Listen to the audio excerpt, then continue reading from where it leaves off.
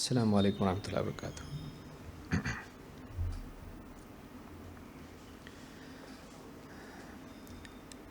ان الحمد للہ نحمده ونستعینه ونستغفره ونعوذ باللہ من شرور انفسنا ومن سیئات اعمالنا من يهده الله فلا مضل له ومن يضلل فلا هادي له واشهد ان لا اله الا الله وحده لا شريك له واشهد ان محمدا عبده ورسوله اما بعد فان خير الحديث كتاب الله وخير الهدي هدي محمد صلی اللہ علیہ وعلى آلہ وسلم وشر الامور محدثاتها وكل محدثة بدعة وكل بدعة ضلالة وكل ضلالة في النار۔ قال النبی صلی اللہ علیہ وسلم ان لكل دین خلقا وخلق الاسلام الحیاء۔ قابل احترام ماں اور بہنوں، اللہ کے نبی صلی اللہ علیہ وسلم کی اس حدیث میں دین اسلام کے اوصاف میں سے ایک بہت ہی عظیم الشان اور بنیادی وصف بیان کیا گیا ہے۔ آپ فرماتے ہیں ہر دین کا ایک نمایاں اخلاق ہوتا ہے اور اسلام کی نمایاں صفت یا اسلام کا نمایاں اخلاق حیا ہے۔ اسلام میں بہت ساری چیزیں ایک انسان کو سکھائی گئی ہیں۔ مردوں کے لیے احکام ہیں، عورتوں کے لیے احکام ہیں۔ بہت سارے احکام مردوں کے لیے الگ ہیں، عورتوں کے لیے الگ ہیں، لیکن مشترکہ طور پر مرد اور عورتیں دونوں کی دونوں جس بات کی مکلف کی گئی ہیں وہ حیا ہے۔ لہٰذا اپنے جسم کو چھپانا جہاں عورتوں کے لیے ضروری ہے، تھوڑے فرق کے ساتھ مردوں کے لیے بھی ضروری ہے۔ اسی طرح سے اخلاقی اعتبار سے نگاہوں کی حفاظت عورتوں کے لیے بھی ضروری اور مردوں کے لیے بھی ضروری ہے۔ بہت سارے احکام حیا سے جڑے ہوئے ہیں۔ اللہ سے حیا کرنا، بندوں سے حیا کرنا اسلام کے احکام میں سے ایک بہت ہی اہم حکم ہے۔ یہی وہ حیا ہے جو ایک انسان کو برائیوں سے روکتی ہے۔ اگر اللہ کا استحضار ہر حال میں ہے تو انسان اللہ سے شرما کر برائیوں کو چھوڑتا ہے۔ نہ صرف لوگوں کے سامنے بلکہ تنہائی میں بھی اللہ کے خوف سے اپنے آپ کو گناہوں سے بچاتا ہے۔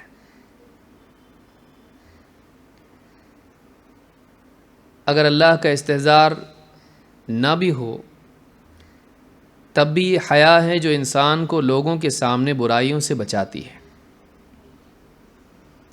اس اعتبار سے دیکھا جائے تو حیا انسان کے تقویٰ کے لیے بہت ضروری ہے۔ حیا انسان کو برائیوں سے بچنے میں مددگار ہوتی ہے۔ اسی حیا کا ایک پہلو ہے کہ اسلام میں مردوں کو اور عورتوں کو ایسے تمام اعمال سے بچایا گیا ہے جو بے حیائی کی طرف، زنا کی طرف لے جاتے ہیں، اخلاقی جنسی بگاڑ کی طرف لے جاتے ہیں۔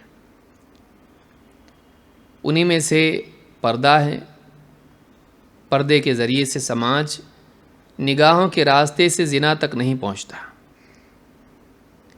اسی طرح سے مرد اور عورت کی خلوت ہے، تنہائی ہے۔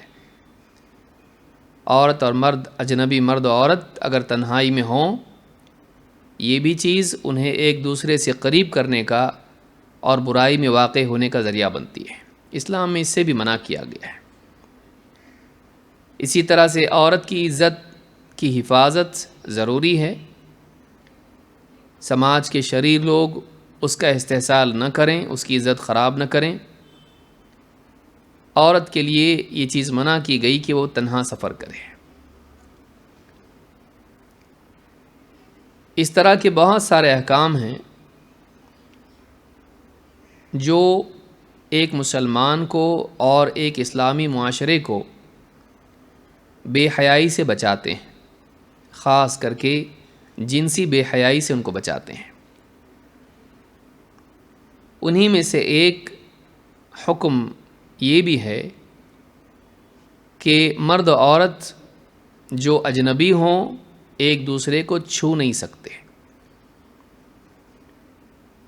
اللہ کے نبی صلی اللہ علیہ وسلم نے اس سے منع کیا ہے۔ آج اسی عنوان سے 2 حدیثیں ہم دیکھیں گے جس میں اللہ کے نبی صلی اللہ علیہ وسلم نے قولاً اس چیز سے منع کیا اور عملاً بھی آپ اس پر کار فرما تھے۔ آپ کا اہتمام اپنی زندگی میں بھی یہ تھا کہ آپ پرائی عورتوں کو چھوتے نہیں تھے۔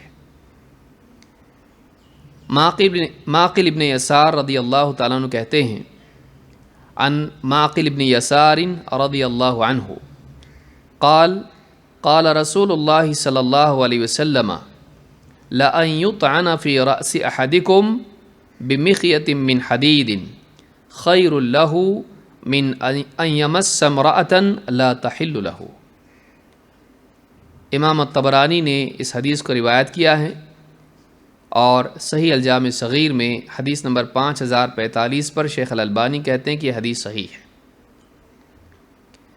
معقل ابن یسار کہتے ہیں کہ اللہ کے رسول صلی اللہ علیہ وسلم نے فرمایا، تم میں سے کسی شخص کے سر میں لوہے کی کیل ٹھونک دی جائے یا دوسرے الفاظ میں لوہے کی سوئی چبھو دی جائے، یہ بہتر ہے اس سے کہ وہ کسی ایسی عورت کو چھوئے جس کا چھونا اس کے لیے حلال نہیں۔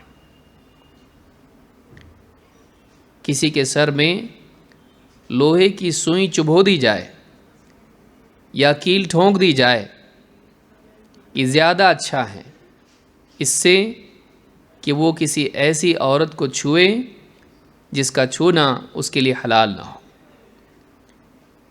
اس حدیث سے بات معلوم ہوتی ہے کہ ایک مرد کے لیے اور اسی طرح سے ایک عورت کے لیے، چونکہ نتیجہ دونوں کا ایک ہی ہے، نہ مرد کے لیے حلال ہے نہ عورت کے لیے جائز ہے، دونوں کے لیے حلال نہیں کہ وہ ایسے شخص کو، مرد عورت کو یا عورت مرد کو چھوئیں جو ان کے لیے محرم نہ ہو۔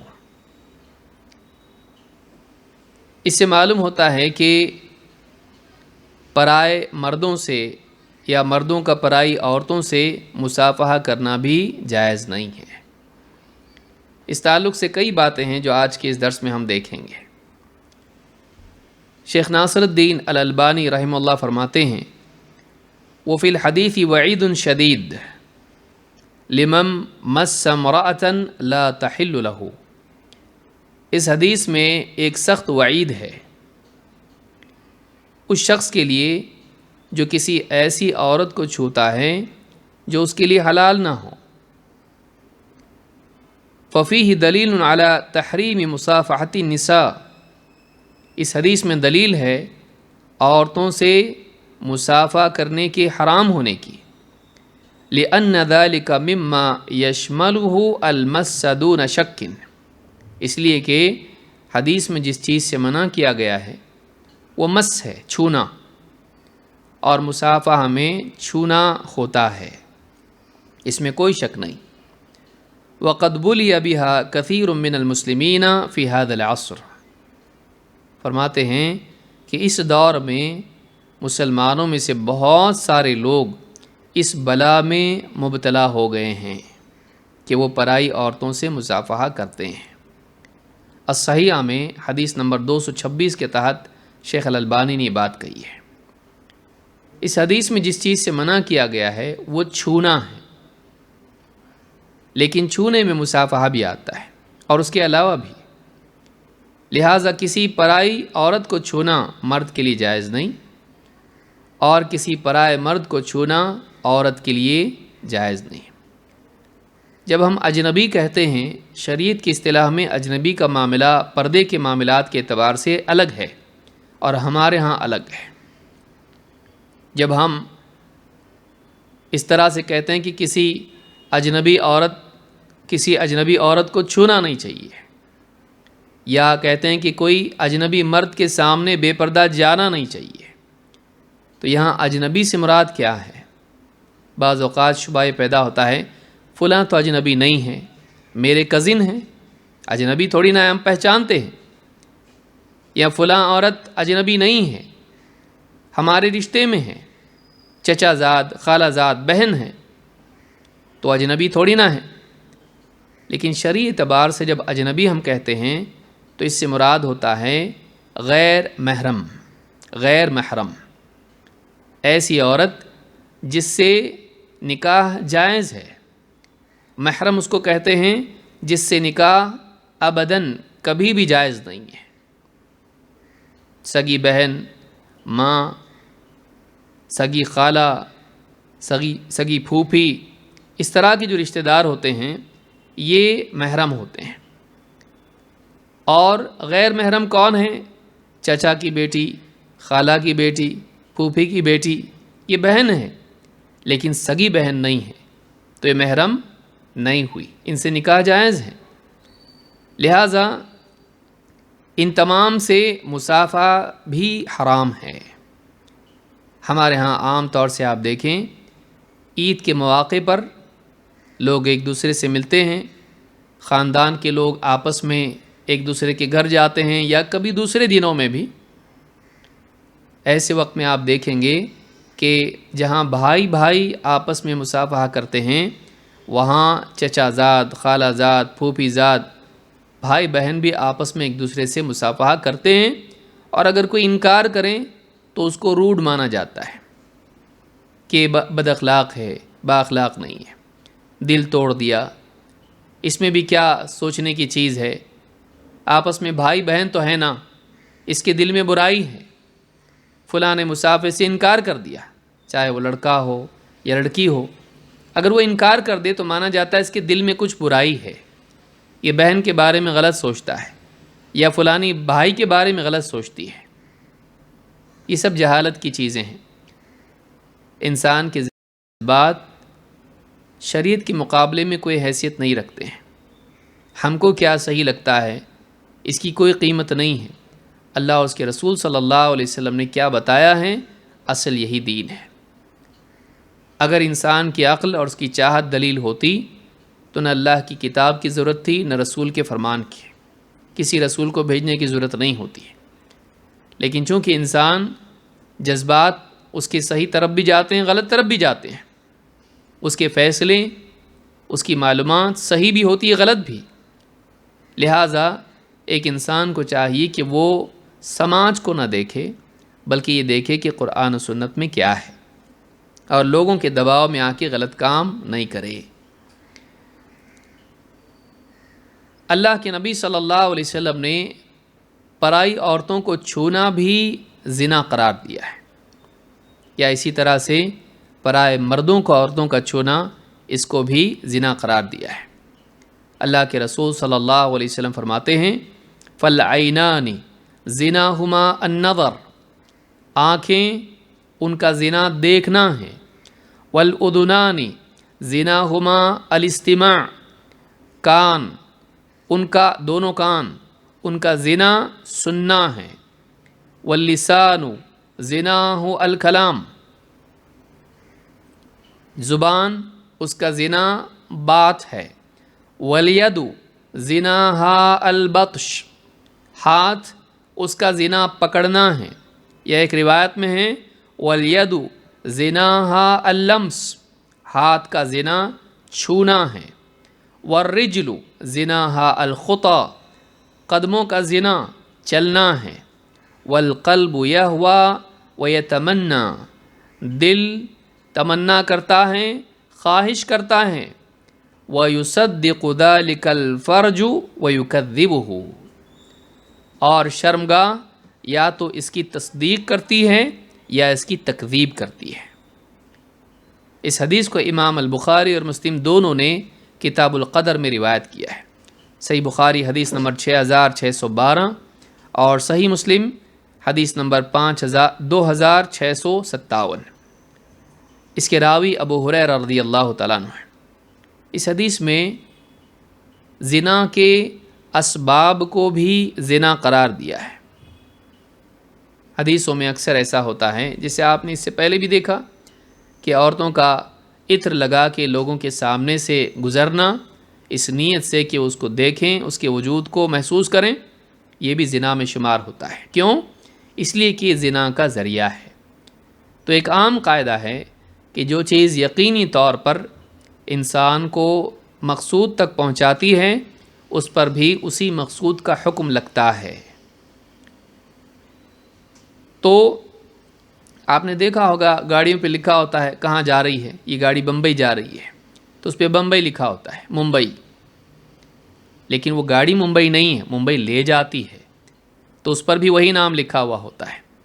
اسی طرح سے جو اعمال کسی برے عمل تک پہنچاتے ہیں ان پر بھی اسی کا نام لگایا جاتا ہے۔ کیوں؟ اس لیے کہ وہ اس کا سبب ہیں، وہ اس کا سبب ہیں۔ تو یہ عربی زبان میں یا کلام میں عام طور سے کہا جاتا ہے کہ کوئی چیز جب کسی چیز کا سبب ہوتی ہے تو اس کا حکم اس پر لگا دیا جاتا ہے، اور یہ شریعت کا عام قاعدہ ہے۔ تو وسائل پر بھی مقاصد کا حکم لگتا ہے۔ اس حدیث سے معلوم ہوتا ہے، آپ نے فرمایا فَالْعَيْنَانُ زِنَاهُمَا النَّظَرُ، یعنی انسان کا پرائی عورتوں کو دیکھنا یا اسی طرح سے بے حیائی کی چیزوں کو دیکھنا، یہ بھی زنا ہے۔ اسی طرح سے بے حیائی کی باتوں کا سننا، یہ بھی زنا ہے۔ اسی میں آپ دیکھیں بے حیائی کے گانے آتے ہیں، پیار محبت کے، عشق کے گانے لوگ سنتے ہیں، یہ بھی زنا میں شمار ہوتا ہے۔ کیوں؟ اس لیے کہ وہ جذبات جو انسان کے دل میں دبے ہوتے ہیں، محبت کے، عشق کے، اس طرح کی بے حیائی کی چیزوں کے، اس سے وہ جذبات بھڑکتے ہیں۔ واللسان زناہ الکلام، واللسان زناہ الکلام، زبان اس کا زنا بات چیت ہے۔ پرائے مردوں سے فون پہ بات کرنا اس انداز میں کہ اس کے اور اس کے دل میں ایک دوسرے کے لیے نرمی پیدا ہو، قربت پیدا ہو، دیر دیر تک چیٹ کرنا، یا اسی طرح سے نکاح طے ہوا ہے لیکن نکاح ہوا نہیں، پھر بھی آپس میں لڑکے لڑکی دلہا دلہن ہونے والے ہیں، ابھی ہوئے نہیں ہیں، آپس میں ایک دوسرے سے محبت کی باتیں کرنا، یہ سب زنا میں شمار ہوتا ہے، کیونکہ ابھی بھی وہ اس کے لیے پرائی ہے، اس کی بیوی نہیں بنی۔ تو کہا کہ واللسان زناہ الکلام، زبان کا زنا بات چیت ہے، ایسی بات چیت جو انسان کے دل میں شہوت پیدا کرے۔ والید زناہا البطش، ہاتھ اس کا زنا پکڑنا ہے، یا اسی طرح سے حدیث میں ہے والید زناہا اللمس، ہاتھ کا زنا چھونا ہے۔ آپ دیکھیں بطش اور چھونے میں فرق ہوتا ہے۔ بطش یہ کہ انسان ہاتھ سے ہاتھ پکڑا، یہ کیا ہے؟ یہ انسان کا قصداً اور اسی طرح سے اس کی گرفت میں ہو۔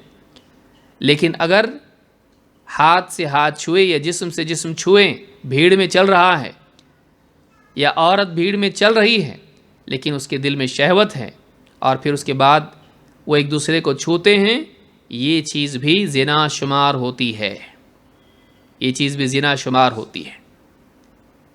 اور اس کا علماء نے تنبیہ کی ہے، مردوں کو بھی عورتوں کو بھی، کہ جب وہ عمرے کے لیے جائیں، حج میں جائیں، وہاں بھیڑ ہوتی ہے، اور وہاں طواف کے دوران آپ دیکھیں ایک سخت قسم کی ایک یعنی بھیڑ ہوتی ہے، خاص کر کے حج میں ہوتی ہے، یا رمضان میں آپ عمرے کے لیے چلے جائیں، بھیڑ ہوتی ہے، اور اس بھیڑ میں ایک دوسرے سے مرد عورتیں دنیا بھر کے لوگ آتے ہیں، ایک دوسرے سے قربت ہوتی ہے۔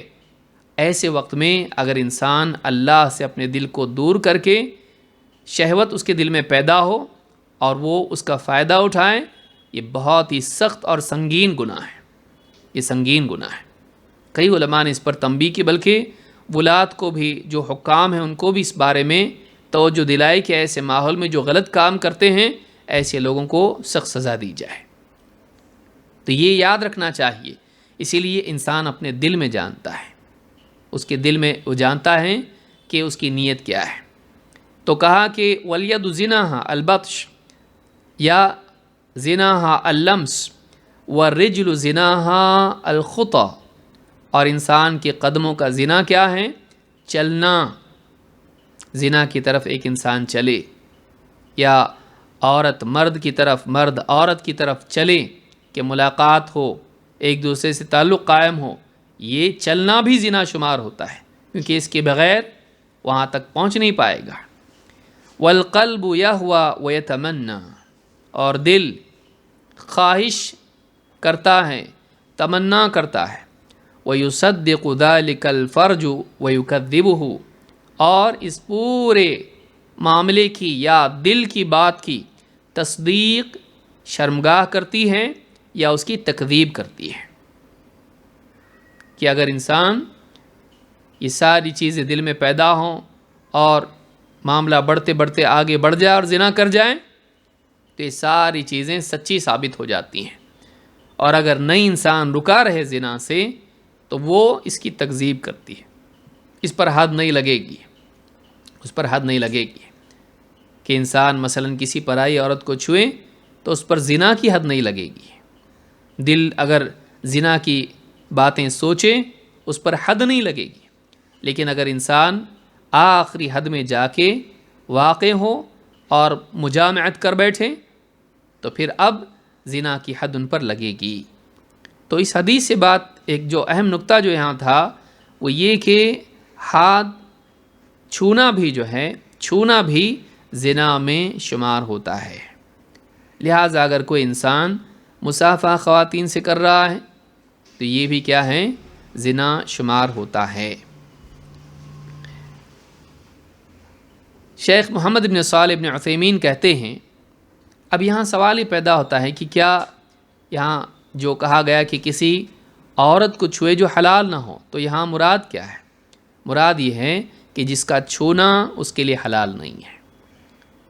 لیکن کیا محرم والدہ ہیں، خالہ ہے، پھوپھی ہیں یا سگی بہنیں ہیں، کیا ان سے مصافحہ جائز ہیں؟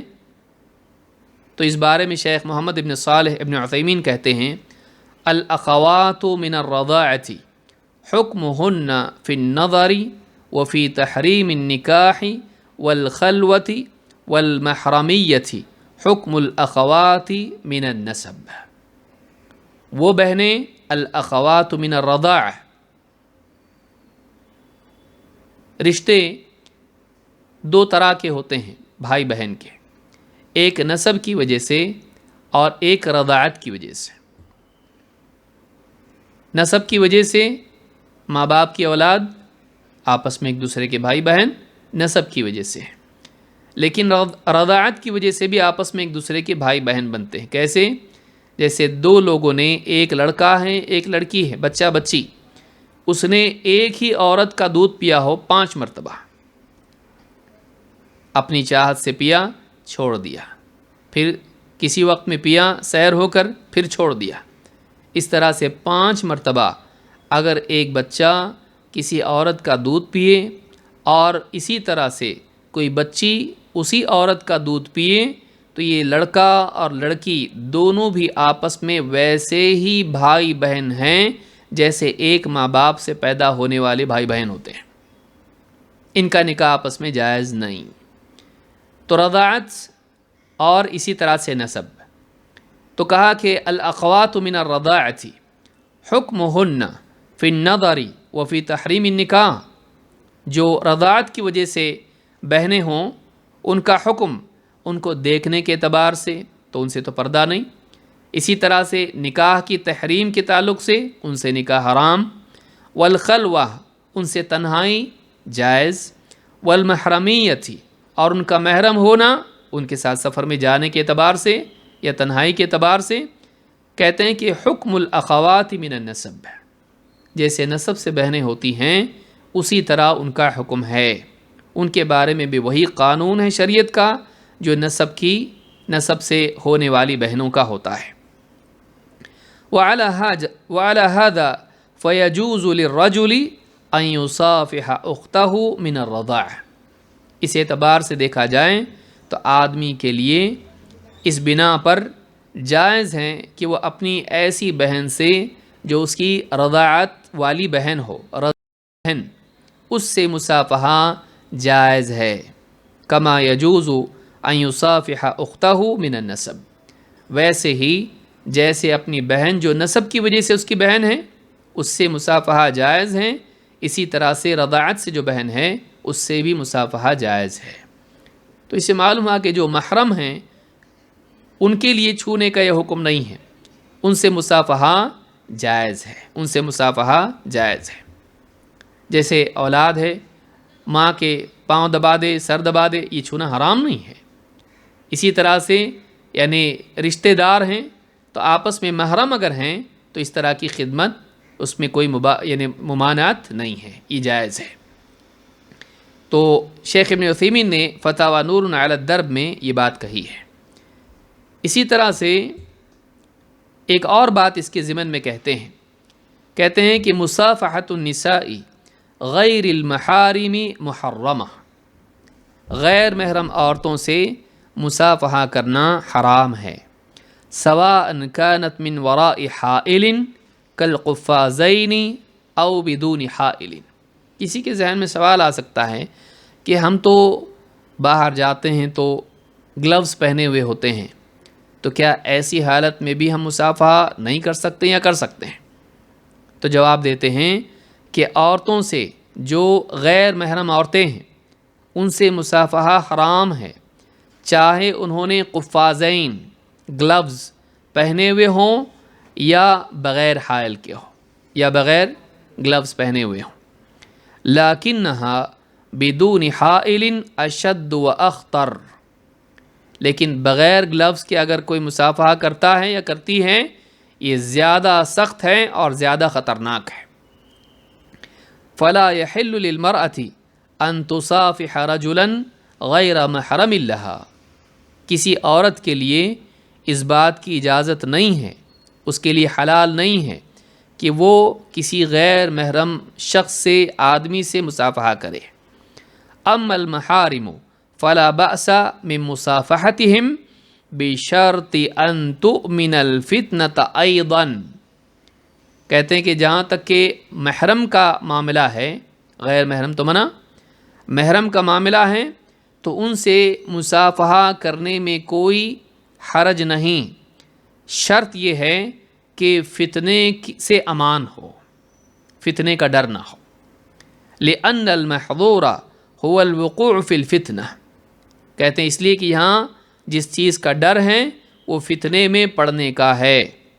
فإذا تحققت الفتنة في مصافحة المحارم وجب الكف عنها، کہتے ہیں کہ اگر فتنے کا خوف ہو تو محرم سے بھی مصافحہ کرنے سے بچنا چاہیے۔ اور آگے تفصیل انہوں نے دی ہے جو یہاں اس کو ذکر نہیں کیا جا رہا، کہ انہوں نے کہا کہ دیکھو جو نسب والی بہنیں ہوتی ہیں بہت قربت ان سے ہوتی ہے، لیکن جو رضاعت والی بہنیں ہوتی ہیں ان سے ملاقات اور اتنے معاملات نہیں ہوتے ہیں، دوری ہوتی ہے، ان سے وہ رشتہ، وہ تعلق، وہ قربت نہیں ہوتی ہے، اور ان سے وہ قربت نہ ہونے کی وجہ سے محرمیت کا احساس ویسا نہیں ہوتا ہے جیسا اس طرح کی سگی بہنوں سے ہوتا ہے جن کے ساتھ آدمی بھائی بہن کے طور پر جیتا ہے۔ وہ دور رہتی ہیں، کسی اور علاقے میں، کسی اور ملک میں ہوتی ہیں، لیکن یہ بہنیں ساتھ میں عام طور سے ہوتی ہیں اور ان کا رشتہ اور اس کا احساس بھی اتنا قوی ہوتا ہے۔ لہٰذا کہتے ہیں کہ وہ بہنیں جو عموماً رضاعت والی ہوتی ہیں، اور خصوصاً اس اعتبار سے بھی کہ ان سے ملاقاتیں اور قربت اتنی نہیں ہیں، تو ایسی صورت میں ان سے بھی اگر انسان فتنے کا خوف ہو تو مصافحہ سے بچیں، یہ زیادہ بہتر ہے۔ تو یہ بات یہاں پر انہوں نے کہی ہے۔ تو اصل معاملہ فتنے کا ہے، فتنے کا خوف ہو، بچنا چاہیے۔ اللہ کے نبی صلی اللہ علیہ وسلم کا معاملہ بھی اس تعلق سے یہی تھا۔ اللہ کے رسول صلی اللہ علیہ وسلم، آپ دیکھیں، آپ نے خود اللہ کے نبی صلی اللہ علیہ وسلم نے حدیث میں فرمایا کہ میں تمہارے لیے باپ کی طرح ہوں، میں تمہیں دین کی باتیں سکھاتا ہوں۔ نبی کریم صلی اللہ علیہ وسلم امت کے لیے باپ کی طرح تھے، دینی اعتبار سے، تعلیم دینے کے اعتبار سے، نسب کے اعتبار سے نہیں۔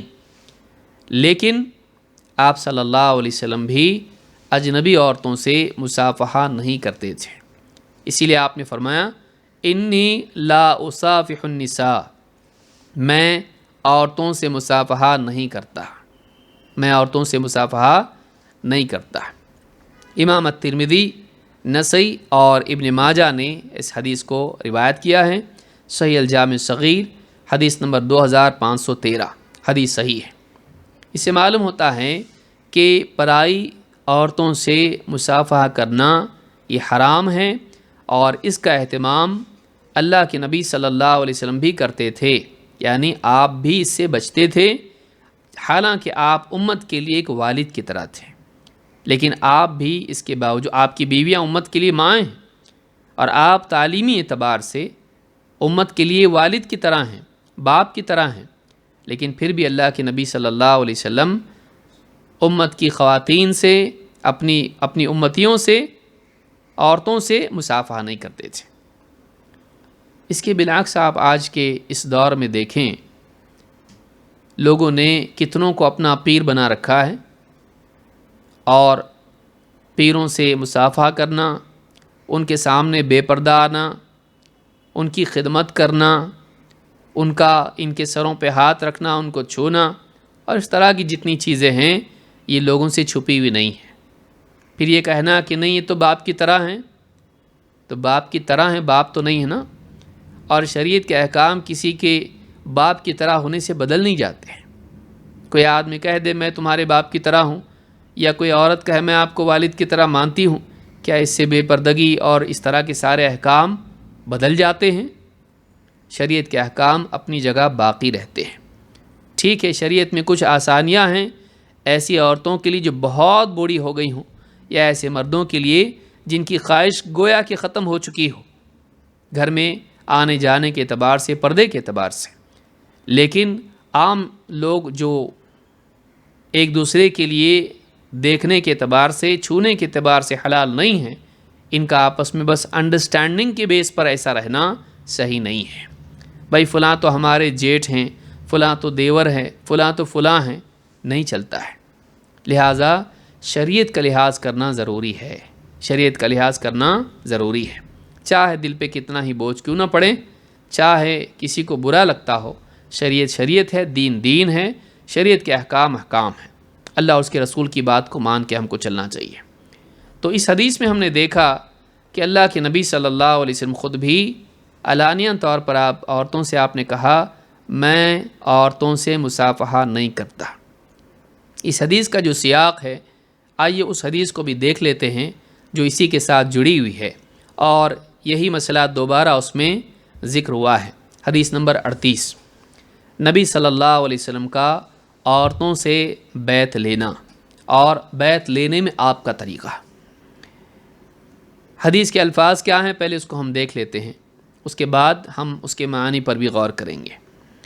عن عائشة زوج النبي صلى الله عليه وسلم قالت كانت المؤمنات إذا هاجرن إلى رسول الله صلى الله عليه وسلم يمتحن بقول الله عز وجل يا أيها النبي إذا جاءك المؤمنات يبايعنك على أن لا يشركن بالله شيئا ولا يسرقن ولا يزنين الممتحنة إلى آخر الآية۔ قالت عائشة فمن أقر بهذا من المؤمنات فقد أقر بالمحنة، وكان رسول الله صلى الله عليه وسلم إذا أقررن بذلك من قولهن قال لهن رسول الله صلى الله عليه وسلم انطلقن فقد بايعتكن، ولا والله ما مست يد رسول الله صلى الله عليه وسلم يد امرأة قط غير أنه يبايعهن بالكلام۔ قالت عائشة والله ما أخذ رسول الله صلى الله عليه وسلم على النساء قط إلا بما أمره الله تعالى، وما مست كف رسول الله صلى الله عليه وسلم كف امرأة قط، وكان يقول لهن إذا أخذ عليهن قد بايعتكن كلاما، قد بايعتكن كلاما۔ اس حدیث کو امام البخاری نے کتاب الطلاق حدیث نمبر 5238، اور امام مسلم نے کتاب الامارہ حدیث نمبر 1846 پر روایت کیا ہے، 1866 پر روایت کیا ہے، اور الفاظ مسلم کے ہیں۔ آئیے دیکھتے ہیں اس حدیث کے معنی کیا ہے۔ عائشہ رضی اللہ تعالیٰ عنہ جو نبی صلی اللہ علیہ وسلم کی زوجہ محترمہ فرماتی ہیں، کانت المؤمنات اذا ہاجرن الی رسول اللہ صلی اللہ علیہ وسلم یمتحن بقول اللہ عز وجل، ایمان والی عورتیں جب ہجرت کرتی تھیں اللہ کے رسول صلی اللہ علیہ وسلم کی طرف تو ان کا امتحان لیا جاتا تھا اللہ تعالیٰ کے اس فرمان سے۔ کیا فرمان ہے اللہ کا؟ یا ایھا النبی اذا جاءک المؤمنات یبایعنک علی الا یشرکن باللہ شیئا ولا یسرقن ولا یزنین، اے نبی جب ایمان والی عورتیں آپ کے پاس آئیں اس لیے کہ وہ بیعت کریں اس بات پر کہ وہ اللہ کے ساتھ کسی چیز کو شریک نہ کریں گی اور چوری نہ کریں گی اور زنا نہ کریں گی، آخر آیت تک، الی آخر الآیہ۔ قالت عائشہ، حضرت عائشہ فرماتی ہیں، فمن اقر بہذا من المؤمنات فقد اقر بالمحنہ، عورتوں میں سے، ایمان والی عورتوں میں سے جو عورتیں ان چیزوں کا اقرار کر لیتی تھیں تو انہوں نے محنت کا اقرار کر لیا، امتحان میں پوری اتر گئیں۔ وکان رسول اللہ صلی اللہ علیہ وسلم، امتحان میں پاس ہو گئی مطلب، وکان رسول اللہ صلی اللہ علیہ وسلم اذا اقررن بذلک من قولہن، جب وہ اس قول کا اقرار کر لیتی تھیں تو اللہ کے رسول صلی اللہ علیہ وسلم قال لہن، ان سے فرماتے، قال لہن رسول اللہ صلی اللہ علیہ وسلم انطلقن، اب تم جاؤ، فقد بایعتکن، میں نے تم سے بیعت کر لی، میں نے تم سے بیعت کر لی۔ واللہ ولا واللہ ما مست ید رسول اللہ صلی اللہ علیہ وسلم ید امرأۃ قط، نہیں، اللہ کی قسم، اللہ کے رسول صلی اللہ علیہ وسلم کے ہاتھ نے کبھی کسی عورت کے ہاتھ کو چھوا نہیں، آپ نے اپنے ہاتھ سے کسی عورت کے ہاتھ کو چھوا نہیں، غیر انہ یبایعہن بالکلام، بس آپ تو کلام ہی کے ذریعے سے ان سے بیعت کرتے تھے۔ قالت عائشہ، حضرت عائشہ فرماتی ہیں، واللہ ما اخذ رسول اللہ صلی اللہ علیہ وسلم علی النساء قط الا بما امرہ اللہ تعالی، فرماتی ہیں کہ اللہ کی قسم، اللہ کے رسول صلی اللہ علیہ وسلم نے عورتوں سے کسی اور چیز پر بیعت نہیں لی سوائے ان چیزوں کے جن کا حکم اللہ تعالیٰ نے خود دیا ہے۔ وما مست کف رسول اللہ صلی اللہ علیہ وسلم کف امرأۃ قط، اللہ کے رسول صلی اللہ علیہ وسلم کے ہتھیلی نے کبھی کسی پرائی عورت کی ہتھیلی کو چھوا نہیں۔ وکان یقول لہن اذا اخذ علیہن، آپ جب ان عورتوں سے بیعت لیتے آپ فرماتے، قد بایعتکن، میں نے تم سے بیعت کر لی، کلامن، بس آپ بات ہی سے بیعت کرتے تھے۔ مردوں سے آپ بیعت کرتے تھے، ہاتھ میں ہاتھ لے کر مصافحہ کر کے بیعت کرتے تھے، لیکن عورتوں سے جب آپ بیعت کرتے تھے تو اس وقت میں آپ ان سے مصافحہ نہیں کرتے تھے بلکہ کلام ہی کے ذریعے سے بیعت کرتے تھے۔ اس حدیث سے کئی باتیں ہم کو معلوم ہوتی ہیں۔ سب سے پہلے تو یہاں امتحان کا ذکر ہے، وہ کیا امتحان ہے اور یہ کیا سیاق اس کا ہے، بہت زیادہ تفصیل میں ہم نہیں جائیں گے، لیکن جب صلح حدیبیہ ہوئی، جب مسلمانوں کی مشرکین سے صلح ہوئی کہ ہم آپس میں جنگ نہیں کریں گے، اس وقت میں طے ہوا تھا کہ مشرکین میں سے کوئی اگر مسلمان ہوتا ہے تو مسلمان اسے واپس لوٹائیں گے۔ اس میں مرد اور عورت کا ذکر نہیں تھا، لیکن تفصیل نہیں تھی کہ یہ مردوں کے بارے میں بھی ہے اور عورتوں کے بارے میں بھی ہے۔ لہٰذا جب کچھ عورتیں اللہ کے نبی صلی اللہ علیہ وسلم کے پاس ہجرت کر کے آنے لگیں تو اللہ تعالیٰ نے اس سلسلے میں ایک نیا حکم نازل کیا اور اللہ تعالیٰ نے فرمایا یا ایھا الذین آمنوا اذا جاءکم المؤمنات مہاجرات فامتحنوہن، اے نبی، اے ایمان والو، جب اذا جاءکم المؤمنات، جب ایمان والی عورتیں مہاجرات ہجرت کر کے تمہارے پاس آئیں، فامتحنوہن، ان کا امتحان لو، اللہ اعلم بایمانہن، اللہ تعالیٰ خوب جانتا ہے ان کے ایمان کے بارے میں۔ فَإِنْ عَلِمْتُمُوهُنَّ مُؤْمِنَاتٍ، اگر تمہیں یقین ہو جائے کہ وہ ایمان والی ہیں امتحان لینے کے بعد، فَلَا تَرْجِعُوهُنَّ إِلَى الْكُفَّارِ، تو انہیں کفار کے پاس واپس لوٹاؤ مت۔ لَا هُنَّ حِلٌّ لَهُنَّ، وہ ان کفار کے لیے حلال نہیں، وَلَا هُمْ يَحِلُّونَ لَهُنَّ، اور وہ کفار مرد بھی ان کے لیے حلال نہیں ہے۔ اور آگے اللہ نے اور بھی تفصیل اس کی بیان کی ہے۔ تو یہ سورہ الممتحنہ کی آیت ہے، آیت نمبر 10۔ اس میں اللہ تعالیٰ نے یہ حکم دیا تھا کہ اگر عورتیں ہجرت کر کے آتی ہیں تو انہیں واپس نہیں لوٹایا جائے گا، لیکن انہیں قبول کرنے سے پہلے ان کا امتحان لیا جائے گا۔ مردوں کو لوٹانے میں وہ ڈر نہیں ہے جو عورتوں کو لوٹانے میں ہے، لہٰذا اللہ تعالیٰ نے خاص حکم عورتوں کی حفاظت کے لیے نازل کیا کہ اگر عورتیں وہاں سے ہجرت کر کے آتی ہیں تو انہیں واپس نہیں لوٹایا جائے گا۔ ہاں، مرد آتے ہیں کیونکہ ان کا معاملہ جنگوں ہی کا تھا اور عورتیں جنگ میں شریک نہیں ہوتی ہیں، تو عورتوں کا معاملہ الگ ہے، مردوں کا معاملہ الگ، تو عورتوں کو واپس ہم نہیں لوٹائیں گے، لیکن انہیں قبول کرنے سے پہلے حکم دیا گیا کہ ان کا امتحان لو۔ اسی لیے حضرت عائشہ یہاں پر فرماتی ہیں کہ جب عورتیں ہجرت کر کے آتی ہیں تو ان کا امتحان لیا جاتا، یمتحن، ان کا امتحان لیا جاتا ہے۔ لیکن سوال ہے کہ امتحان کیسے لیا جاتا تھا، کن چیزوں میں ان کو آزمایا جاتا تھا، اس تعلق سے جو آیت ہے وہ بھی ہم دیکھ لیتے ہیں، جس کی طرف یہاں اشارہ ہے۔ سورۃ الممتحنہ کی آیت نمبر 12 ہے یہ، وہ کیا چیز ہے؟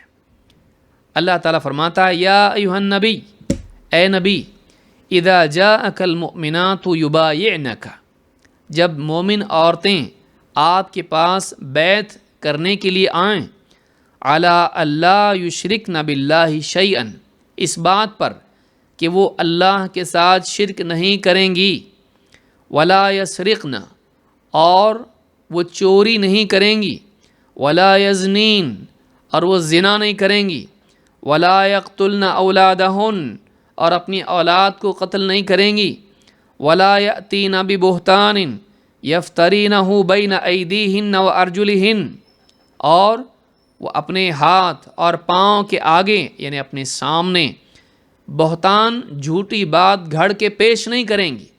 اس کی تفصیل میں کئی اقوال علماء کے ہیں۔ ولا یعصینک فی معروف، اور بھلائی میں، معروف میں آپ کی نافرمانی نہیں کریں گی۔ فبایعہن، تو اے نبی آپ ان سے بیعت کر لیجئے۔ واستغفر لہن اللہ، اور ان کے لیے اللہ تعالیٰ سے استغفار کیجئے، مغفرت کی دعا کیجئے۔ ان اللہ غفور الرحیم، یقیناً اللہ تعالیٰ غفور الرحیم ہے۔ یہ سورہ الممتحنہ کی آیت نمبر 12 ہے۔ ان آیات میں یا اس آیت میں 6 حکم دیے گئے ہیں۔ وہ کیا ہیں؟ یعنی 6 چیزوں کی ممانعت اس میں ہے۔ نمبر 1، شرک نہیں کریں گی، چوری نہیں کریں گی، زنا نہیں کریں گی، اولاد کا قتل نہیں کریں گی، جھوٹا انتساب نہیں کریں گی۔ یہاں پہ ہم نے اس کو جھوٹا انتساب اس اعتبار سے کہا وَلَا يَأْتِينَ بِبُهْتَانٍ يَفْتَرِينَهُ بَيْنَ أَيْدِيهِنَّ وَأَرْجُلِهِنَّ، اپنے آگے جھوٹ گھڑ کے پیش نہیں کریں گے۔ اس میں 2 باتیں علماء نے کہی ہیں۔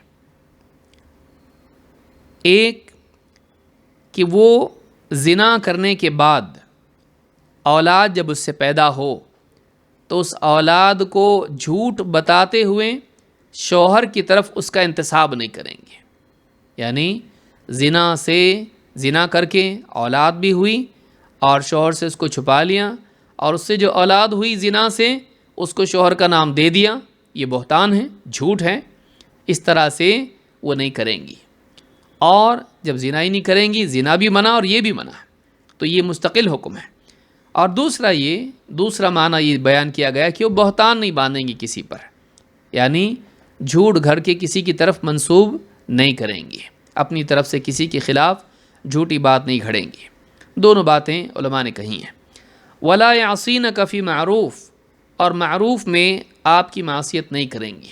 بعض علماء نے کہا یہاں پر معروف میں رسول تو کبھی منکر کا حکم نہیں دیتے ہیں، معروف ہی کا حکم دیتے ہیں، تو یہ قید اس طرح سے نہیں، بلکہ علماء نے کہا کہ رسول اکرم صلی اللہ علیہ وسلم کے سارے حکم معروف ہیں، جو بھی حکم آپ دیتے ہیں ہر حکم بھلائی کا ہوتا ہے، کوئی برائی کا نہیں ہوتا ہے۔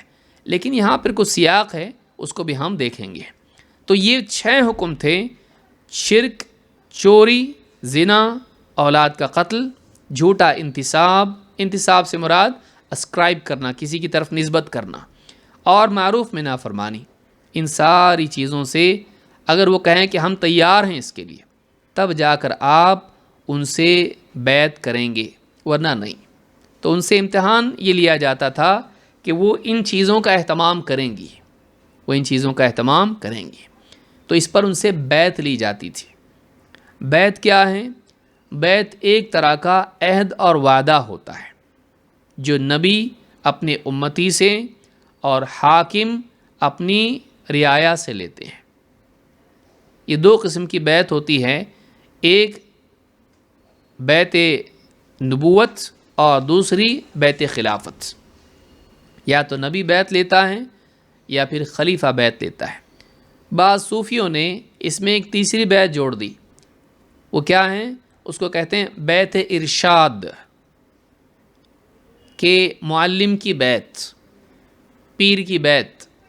تو آج کل آپ نے دیکھا ہوگا بہت سارے پیر جو ہیں وہ اپنے ماننے والوں سے، مریدوں سے بیعت لیتے ہیں۔ اس کی اسلام میں کوئی گنجائش نہیں ہے۔ آپ دیکھیں گے کہ جتنے صحابہ تھے، جیسے مثال کے طور پر ابو بکر صدیق رضی اللہ تعالیٰ عنہ ہیں، اللہ کے نبی صلی اللہ علیہ وسلم کی موجودگی میں انہوں نے کسی سے بیعت نہیں لی، آپ کی وفات کے بعد بیعت لی۔ اور جب ابو بکر صدیق رضی اللہ تعالیٰ عنہ مسلمانوں کے خلیفہ تھے تو انہوں نے اس وقت میں، حضرت عمر نے اس وقت بیعت نہیں لی، جبکہ حضرت عمر اور اسی طرح سے دوسرے صحابہ لوگوں کو دین سکھاتے تھے، لیکن دین سکھانے کے باوجود انہوں نے کسی سے بیعت نہیں لی۔ ابو ہریرہ رضی اللہ تعالیٰ عنہ سب سے زیادہ حدیثیں بیان کرنے والے، لیکن خلفاء کی زندگی میں انہوں نے کسی سے بیعت نہیں لی۔ اس طرح کی جو بیعت ہے اس کی کوئی دلیل قرآن و سنت میں نہیں ہے، لہٰذا ایسی بیعت کرنا مشروع نہیں ہے، ایسی بیعت کرنا اسلام میں نہیں ہے۔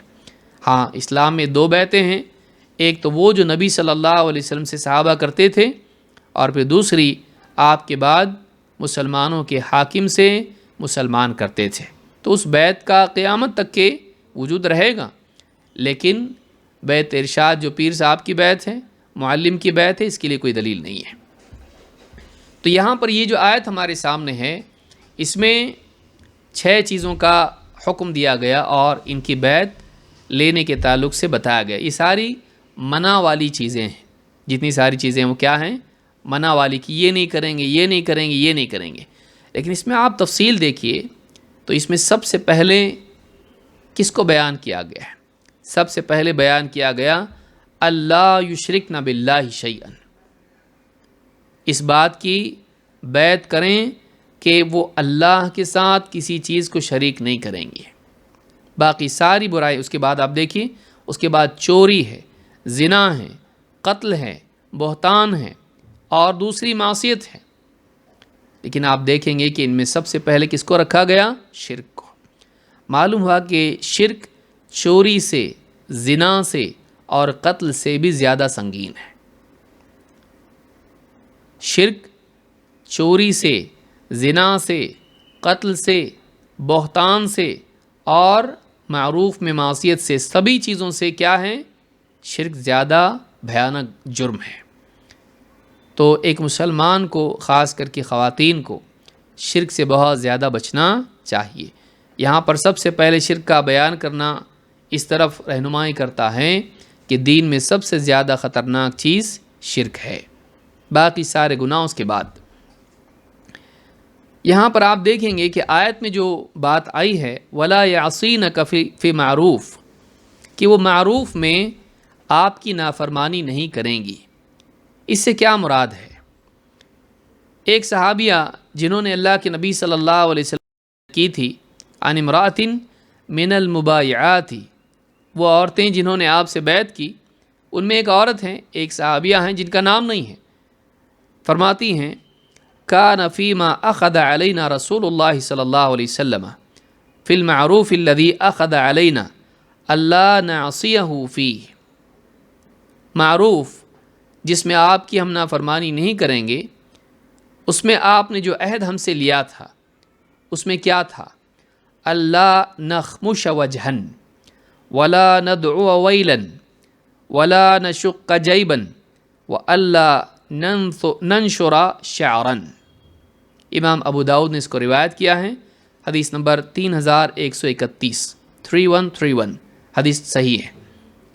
فرماتی ہیں کہ اللہ کے نبی صلی اللہ علیہ وسلم نے معروف جس میں ہم آپ کی نافرمانی نہیں کریں گے، اس زمانے میں یہ تھا کہ آپس میں جیسے آج بھی ایک دوسرے کا قرض ہوتا ہے، عورتیں ایک دوسرے پر ان کا قرض ہوا کرتا تھا، کیا کہ ہماری میت میں، تمہاری میت میں میں آئی تھی اور رونا دھونا میں نے کیا تھا، ماتم کیا تھا، ہمارے گھر میں بھی ایسا ہوگا تو تم کو آنا پڑے گا۔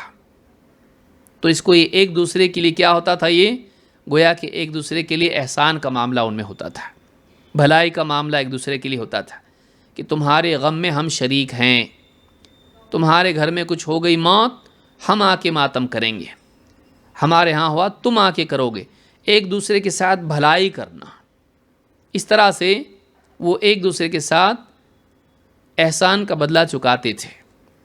فرماتی ہیں کہ جس معروف کے تعلق سے یہ آیت نازل ہوئی، جس میں ہم اللہ کے نبی صلی اللہ علیہ وسلم کی نافرمانی نہیں کریں گے، وہ کیا ہیں؟ کہتی اللہ نخمش وجوہن، کہ ہم اپنے چہرے نہیں نوچیں گی، جیسے غصے میں آ کے موت ہو جاتی ہے، ماتم کرتے وقت میں ایک دوسرے اپنا جو چہرہ ہے چہرے کو نوچتے ہیں، اور ولا ندعو ویلا، اپنے اوپر بربادی کی دعا نہیں کریں گی، ولا نشق جیبا، اپنے گریبان نہیں پھاڑیں گی، وَأَلَّا نَنشُرَ شَعْرًا، اور اپنے بال بکھیر کے، جسے ماتم میں ہوتا ہے نا بال کھول کے بیٹھ گئی غم منانے کے طور پر، تو اس طرح سے ہم نہیں کریں گے۔ تو کہا کہ یہ وہ چیز ہے، یعنی ماتم منانا۔ اسی لیے عبداللہ ابن عباس رضی اللہ تعالیٰ عنہ کہتے ہیں وَلَا يَعْصِينَكَ فِي معروف، ہم معروف میں آپ کی نافرمانی نہیں کریں گی، کہتے ہیں لا يَنُحْنَا، کہ ہم نوحہ ماتم نہیں کریں گے۔ نوحہ کس کو کہتے ہیں؟ نیاحہ کس کو کہتے ہیں؟ ماتم کرنا۔ امام ابن جریر الطبری نے اپنی تفسیر میں اس کو اس آیت کے ضمن میں ذکر کیا ہے۔ ماتم کیا ہے؟ منہ سے رونا، رونا رونا ہوتا ہے، رونا آنکھوں سے ہوتا ہے، لیکن بعض خواتین آپ دیکھیے کہ منہ سے روتی ہیں، بول بول کے رونا، اور لمبی لمبی داستانیں بیان کرنا کہ فلانا آیا تھا، ایسا ہوا تھا، کہاں گیا اور کیا ہو گیا، یہ ایسا کیسا کیا اللہ تعالیٰ نے، صحیح نہیں ہوا۔ یہ ساری چیزیں جتنی بھی ہیں اس طرح سے بول بول کے رونا، اور پھر اپنے سینہ پیٹنا، سر کے بال نوچنا، منہ نوچنا، اور اس طرح سے گریبان پھاڑنا، یہ ساری چیزیں جتنی بھی ہیں یہ اسلام میں منع ہے۔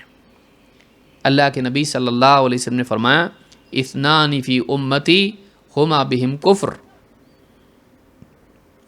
دو چیزیں میری امت میں باقی رہنے والی ہیں جو کفر کی ہیں، جو کفر کی یا جاہلیت کے اعمال میں سے، کفر کے اعمال میں سے دو چیزیں ہیں جو میری امت میں باقی رہیں گی، منع کرنے کے باوجود لوگ کرتے رہیں گے۔ کیا ہیں وہ؟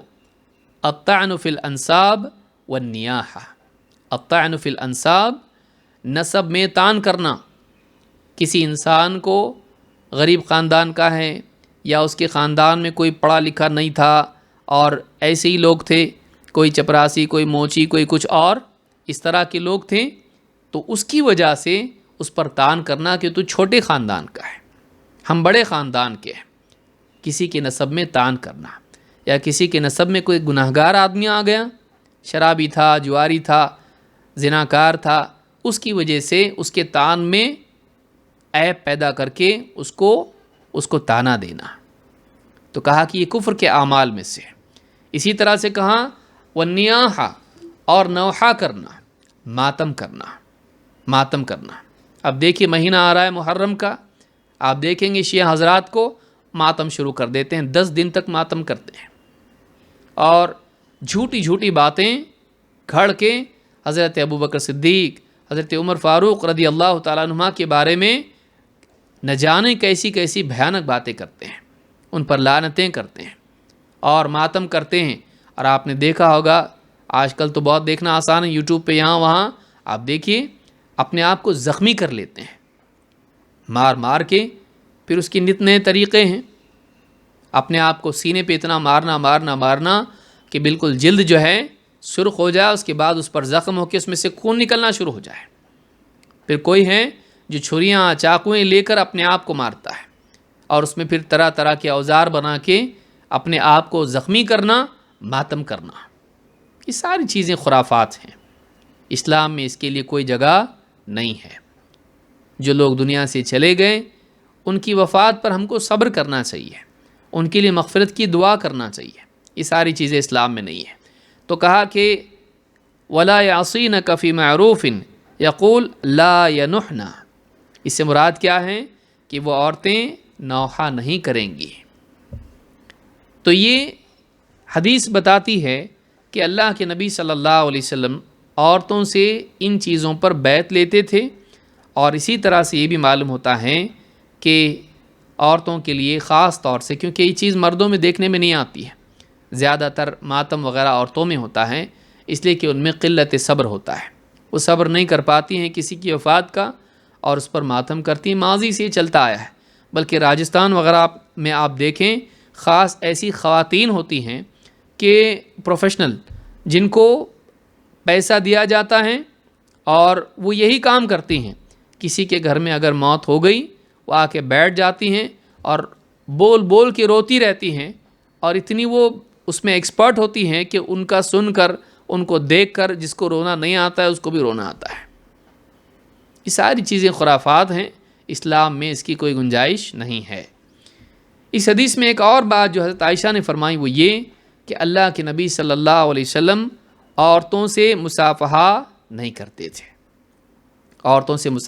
کرتے تھے، امیمہ بنت رقیقہ کہتی ہیں اتیت النبی صلی اللہ علیہ وسلم فی نساء نبایعہ، میں اللہ کے نبی صلی اللہ علیہ وسلم کے پاس آئی ان عورتوں کے ساتھ جو آپ سے بیعت کرنے کے لیے آئی تھیں، فأخذ علیہن ما فی القرآن، تو آپ نے قرآن میں جو باتیں آئی ہیں بیعت سے متعلق، جو اس سیاق میں، آپ نے انہی باتوں پر ہم سے بیعت لی، اللہ نشرک باللہ شیئا الآیہ، کہ ہم اللہ کے ساتھ کسی چیز کو شریک نہیں کریں گی، پوری آیت جو اس سیاق میں آئی ہے سورہ الممتحنہ کی، اس کی طرف اشارہ کیا۔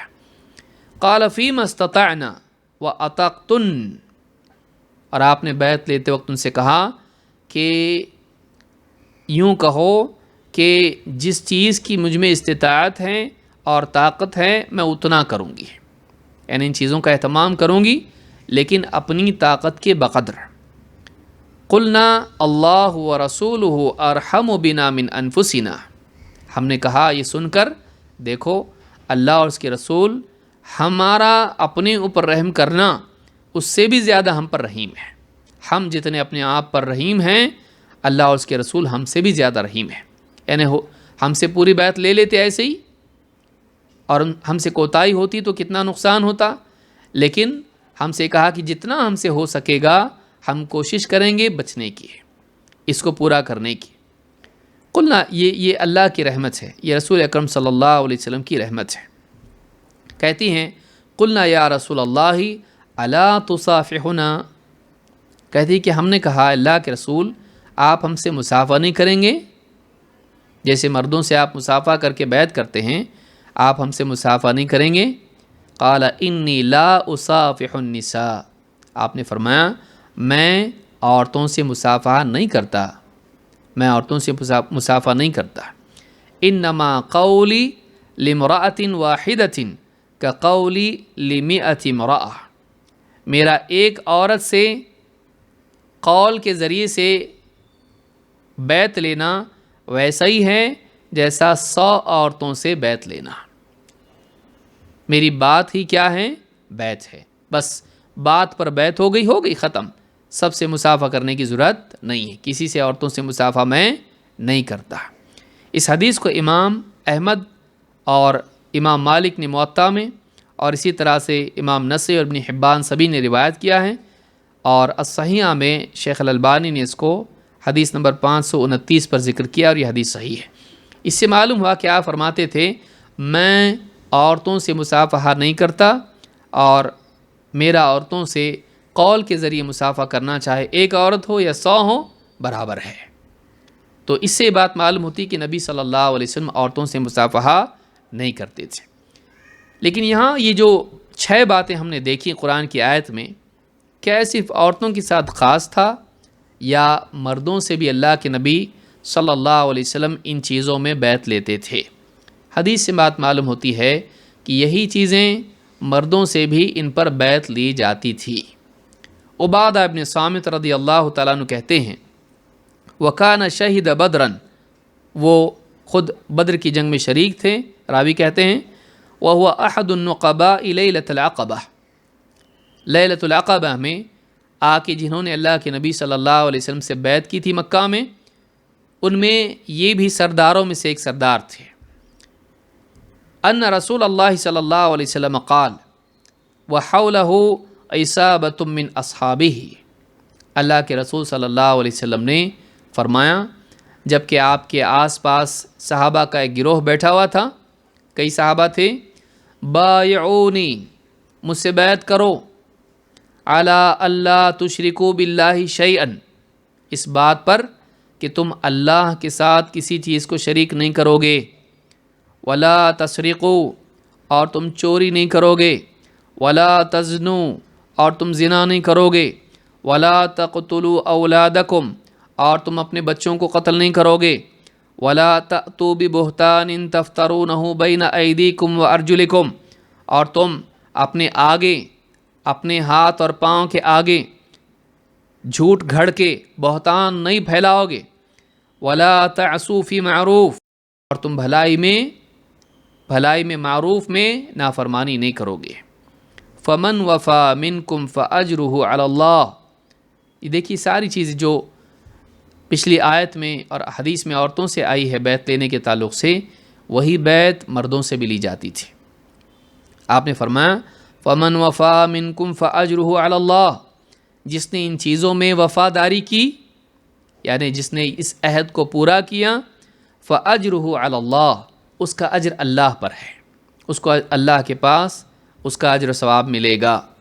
ومن اصاب من ذلک شیئا فعوقب فی الدنیا فہو کفارۃ اللہ، اور اگر کوئی جو شخص ان برائیوں میں سے کسی برائی میں مبتلا ہو گیا، چوری کی، قتل کیا، زنا کیا، اگر اس طرح کے کسی گناہ میں مبتلا ہوا اور دنیا میں اس کی سزا اس کو دی گئی، چوری پر ہاتھ کاٹا گیا، زنا پر اس کو رجم کیا گیا یا کوڑے لگائے گئے، یا اسی طرح سے جو سزائیں اللہ تعالیٰ نے طے کی ہیں، حدود ہیں، اس پر وہ حد نافذ ہوئی، فعوقب فی الدنیا فہو کفارۃ اللہ، تو یہ سزا اس کے لیے دنیا ہی میں کفارہ ہو جائے گی۔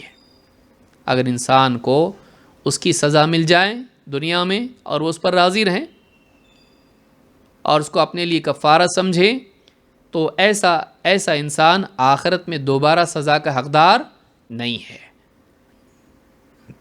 یہاں یہ بات یاد رکھنے کی کہ اگر کوئی گناہ ایسا ہوتا ہے جس پر اسلامی سزا ہے، چوری ہے، شراب ہے، زنا ہے، قتل ہے، اور دنیا میں انسان کو اس کی سزا مل جاتی ہے، شرعی حد اس پر نافذ ہوتی ہے اور وہ اس پر راضی رہتا ہے، تو ایسی صورت میں یہ گناہ اس سے مٹ جاتا ہے اور اس کا کفارہ ہو جاتا ہے۔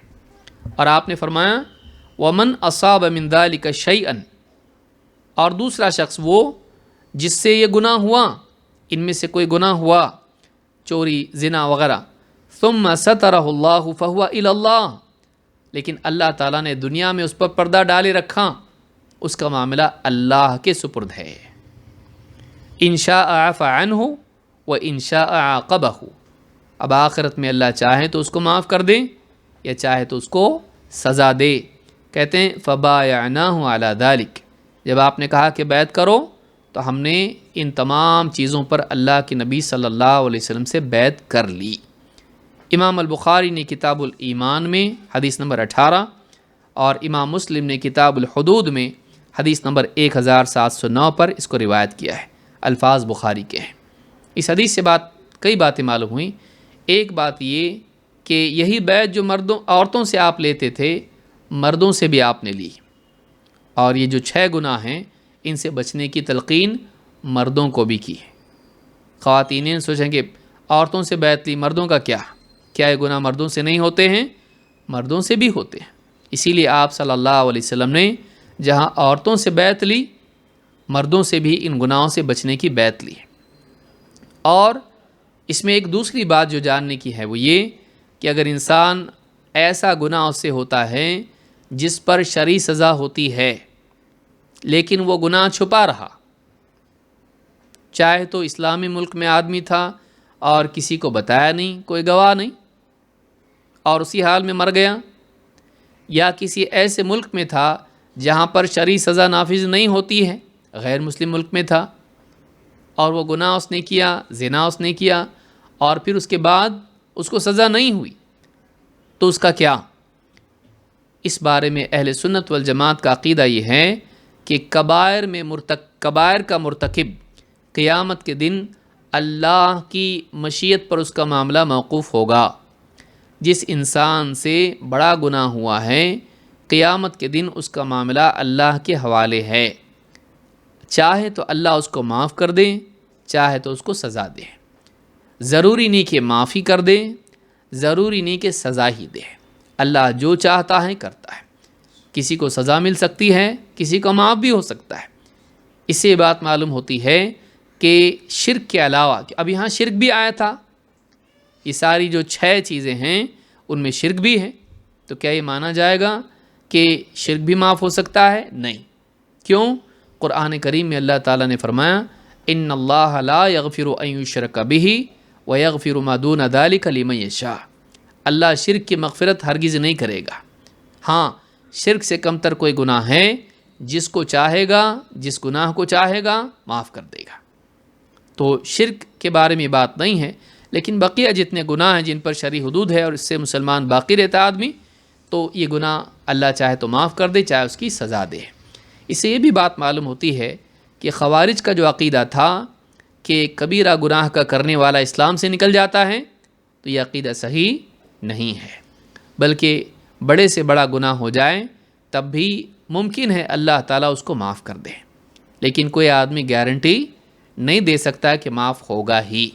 اللہ چاہے تو معاف کر دے، اللہ چاہے تو اس کی سزا اس کو دے۔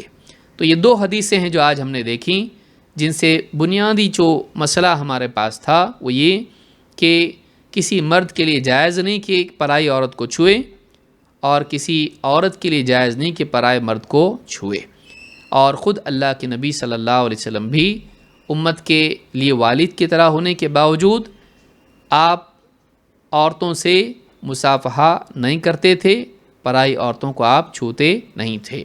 آج کے اس دور میں کمپنیوں میں جاب کرنے والے اور اس طرح کے ماحول میں رہنے والے عام طور سے مرد اور عورت ایک دوسرے سے مصافحہ کر لیتے ہیں، اور اسی طرح سے عیدین کا معاملہ ہو یا شادی بیاہ کا معاملہ ہو، آپس میں پرائے مرد اور عورت ایک دوسرے کو چھوتے ہیں ہلدی کے نام پر، یا اسی طرح سے ہلدی دولہے کو لگانے کے نام پر، یا آپس میں ہلدی کھیلنے کے نام پر۔ یہ ساری چیزیں حرام ہیں، صحیح نہیں ہیں، اس سے بچنا چاہیے۔ اللہ رب العالمین ہم سب کو ان تمام فواحش سے، برائیوں سے بچائے جن سے ایک انسان گناہوں میں واقع ہوتا ہے، اس کا دین برباد ہوتا ہے۔ مزید حدیثیں انشاءاللہ ہم آنے والے دروس میں دیکھیں گے۔ اقول ھذا واستغفر اللہ لی ولکم۔